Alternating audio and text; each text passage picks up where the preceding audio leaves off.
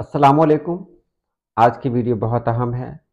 आज मैं बताने जा रहा हूँ आपको माँ लफ्ज़ के हवाले से कुछ ख़ास बातें। ये माँ जो लफ्ज़ है ये दुनिया का एक प्यारा लफ्ज़ है और कह सकते हैं ये बहुत मुबारक लफ्ज़ है। तो माँ का जो नाम है ये मुख्तलिफ ज़बानों में आया है, किस तरह आया और इस नाम के पीछे क्या-क्या मतलब छुपा हुआ है, ये सब मैं आपको आज की वीडियो में बताने जा रहा हूँ। तो चलिए हम वीडियो शुरू करते हैं। माँ, बहुत खूबसूरत लफ्ज़ उर्दू का। मेरी माँ प्यार से जिस दम मुझे बेटा बुलाती है, तो मेरी खुशनसीबी पर ज़माना रश्क करता है। माँ और औलाद का जो रिश्ता है वो सारी दुनिया जानती है। अब माँ को देखिए, ये माँ अलग-अलग ज़बान में अलग-अलग तरीके से राइज है और ताज्जुब होगा कि अक्सर जगह इसका तलफ़्फ़ुज़ जो है मीम से ही शुरू है। जैसे अंग्रेज़ी में जाएँगे तो वहाँ मॉम कहा जाता है या मदर कहा जाता है। फ़ारसी में जाएँ तो वहाँ मादर कहा जाता है। उसके बाद लातीनी में जाएँ तो वहाँ मातर कहा जाता है। यूनानी में जाएँ तो मैत्रा कहा जाता है। फ्रांसीसी में जाएँ तो वहाँ मैख कहा जाता है।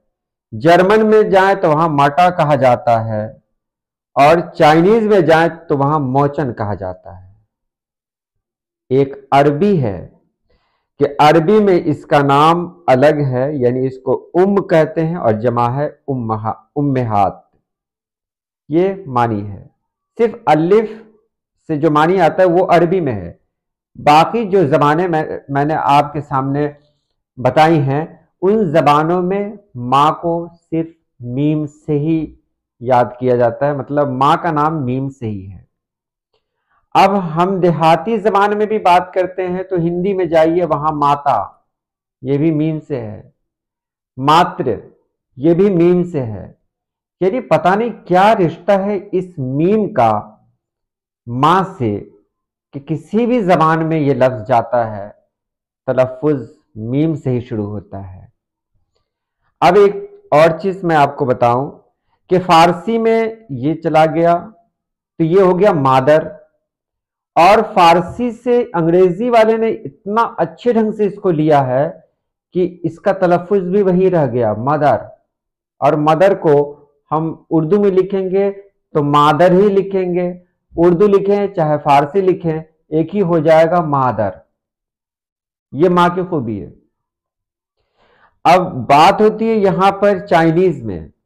चाइनीज की बात करें, चीनी जबान की, तो यहां मोचन कहा जाता है। मोचन, ऐसे कहा जाता है, मोचन सुनो, मां सुनो। तो एक लफ्ज और दिमाग में आता है, मोहसिन सुनो। मोहसिन, देखिए मोचन और मोहसिन कितना मिलता जुलता हुआ लफ्ज है ये।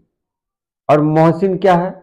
मोहसिन तो आप जानते ही हैं, जो अ, एहसान करने वाला हो, जो बहुत ज्यादा ख्याल रखने वाला हो, जो खुद से ज्यादा हमारा केयर करने वाला हो, वो मोहसिन। तो ये जात मां के अलावा कौन है?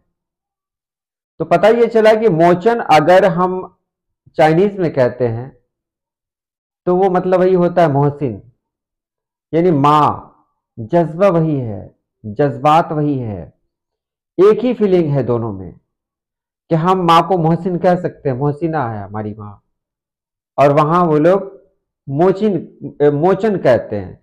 तो मोचन कहते हैं, तो मोचन से ये लफ्ज आ चुका है हमारी जबान में, या ये कहें कि हमारी जबान का एक लफ्ज चला गया है चाइनीज जबान में। बहरहाल जबान का एक रब्त तो है, जो एक जबान का असर दूसरे जबान पर पड़ता है, एक जबान दूसरे जबान के असर को कबूल करती है। ये तो सच्चाई है। तो यहां आपने देख लिया कि किस तरह लफ्जों का असर पड़ता है। अब आगे देखेंगे, हमारे यहां मां को क्या कहा जाता है? हम लोग अम्मी कहते हैं, अम्मा कहते हैं, मां कहते हैं, मम्मी कहते हैं, इतना ही है। और भी कुछ कहते होंगे। अब एक चीज है कि अब नाना और नानी ये लफ्ज कहां से आया? मैं और बताऊंगा, नाना नानी दादा दादी ये सब कहां से आया। तो नाना और नानी ये लफ्ज के लिए पहले हमको जाना पड़ेगा संस्कृत में। संस्कृत में मां को नना भी कहा जाता है। नना, नना सुनो, संस्कृत में।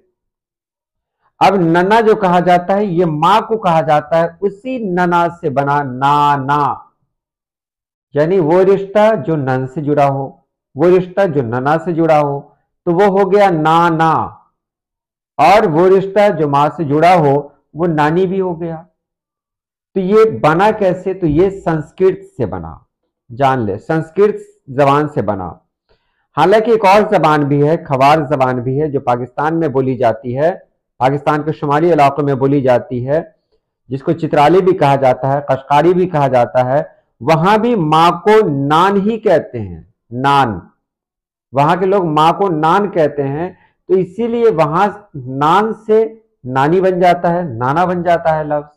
लेकिन ये कहा जाता है कि वो लोग जो मां को नान कहते हैं वो संस्कृत का ही असर अपने ऊपर रखते हैं, यानी संस्कृत से ही मुतासिर हैं वो, इसीलिए वो इसका इस्तेमाल करते हैं। बहरहाल मां को कहा जाता है संस्कृत में नना, तो नना से नाना और नानी बन गया। अब दादा और दादी का लफ्ज कहां से आया, तो संस्कृत में बाप को कहा जाता है तात, तात, तो आकार तो।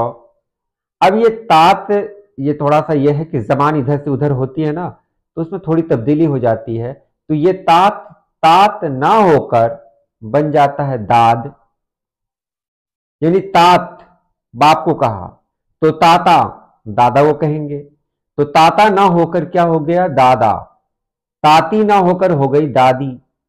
तो ये भी संस्कृत जबान से ही आया हुआ लफ्ज है, नाना और नानी, दादा और दादी। तो यहां पर जो रिश्ता है, नना से जो रिश्ता बनता है, यानी नान से जो रिश्ता बनता है, नान वो मां कहलाता है, नान मां को कहते हैं, तो नान मां को कहते हैं, मां से जो रिश्ता बना वो नाना और नानी। और तात वालिद को कहते हैं, उनसे जो रिश्ता बनता है वो दादा और दादी कहलाता है। तो यहां आपने देख लिया, बहुत सारे हैं और भी बहुत अच्छी अच्छी बातें आपके सामने कही जाएंगी अगले वीडियो में। अगर वीडियो अच्छी लगती है तो कमेंट में ज़रूर लिखें, इससे हौसला मिलता है। आज के लिए इतना ही। अल्लाह पाक आप सभी लोगों को खुश रखे, आबाद रखे। अल्लाह हाफिज़।